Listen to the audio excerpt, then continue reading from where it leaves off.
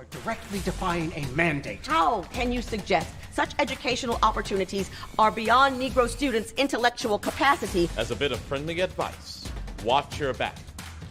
That's from the trailer for Tempestuous Elements, a play about Anna Julia Cooper's tenure as the principal of M Street High School in Washington, D.C.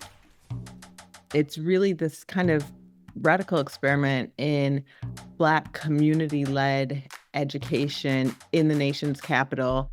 Shirley Moody Turner wrote about this in an opinion piece for The Washington Post, titled How the Black Female Head of a Top D.C. School Was Punished for Leading. There was a Black superintendent of Black schools in Washington, so it really had a high degree of autonomy in hiring its teachers, its staff, in deciding on its curriculum. And so it's really this kind of utopian moment in Black education.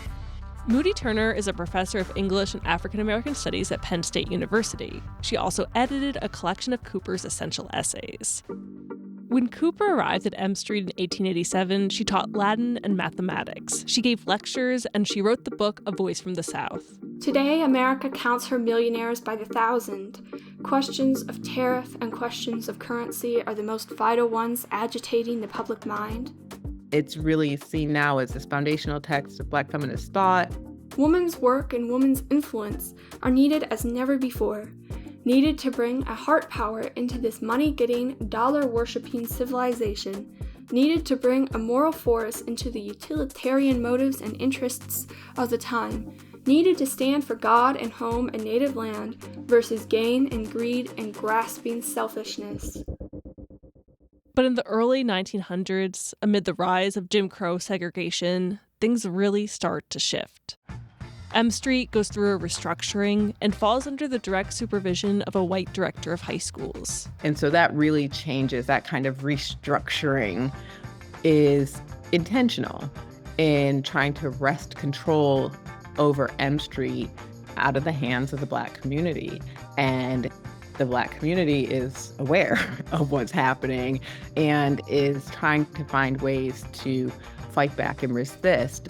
Cooper's students are highly successful. They outscore students from white high schools on citywide tests. They go to Ivy League colleges and universities. So she's doing all of these things, and it just runs really counter to what this new administration is trying to do, which is to derail the classical education at M Street.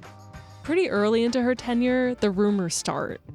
Allegations that she cannot maintain control of her students, that she's advancing students who do not deserve to graduate, and that she's having an affair with one of the teachers. Married women could not maintain their positions, and single women were under constant scrutiny. So she kind of is in this liminal space already as an unmarried but widowed woman. So those kinds of attacks really tried to exploit what her critics saw as a vulnerability.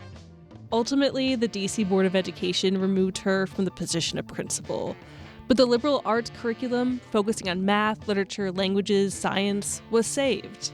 I think very much it's a part of what she sees as a personal and social transformation, that engaging at the level of ideas brings one to certain truths about themselves, about society. It helps prepare them to participate in these broader conversations. And so I think she thought that was really critical.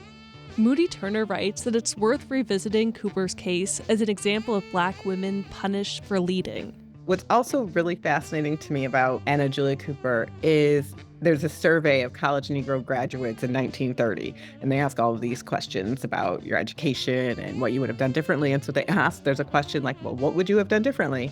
And her response boiled down to? Nothing. I wouldn't have done anything differently. You know? She's like, I think that if circumstances were different, I would have adjusted myself to deal with those circumstances just as I've done this time around. Like, I wouldn't, like, what do you mean? Cooper would do exactly what she did the first time. That degree of confidence and self-assuredness threatened to derail her, but it also sustained her.